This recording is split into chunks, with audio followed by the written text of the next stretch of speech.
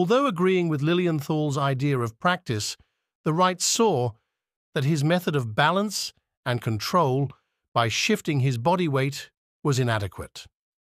They were determined to find something better.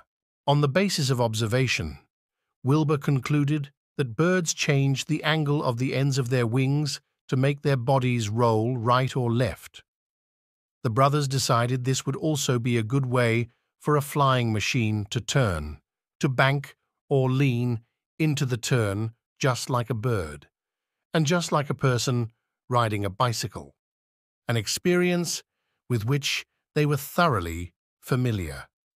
Equally important, they hoped this method would enable recovery when the wind tilted the machine to one side, lateral balance. They puzzled over how to achieve the same effect with man-made wings and eventually discovered wing warping when Wilbur idly twisted a long, inner tube box at the bicycle shop. Other aeronautical investigators regarded flight as if it were not so different from surface locomotion, except the surface would be elevated.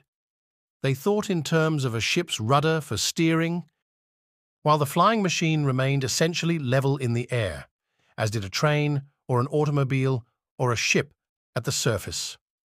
The idea of deliberately leaning or rolling to one side seemed either undesirable or did not enter their thinking. 167-168. Some of these other investigators, including Langley and Chanute, sought the elusive ideal of inherent stability, believing the pilot of a flying machine would not be able to react quickly enough to wind disturbances to use mechanical controls effectively. The Wright brothers, on the other hand, wanted the pilot to have absolute control.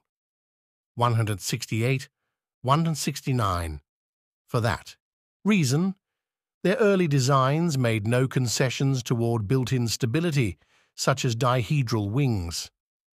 They deliberately designed their 1903 first-powered flyer with anhedral, drooping wings, which are inherently unstable but less susceptible to upset by gusty cross winds.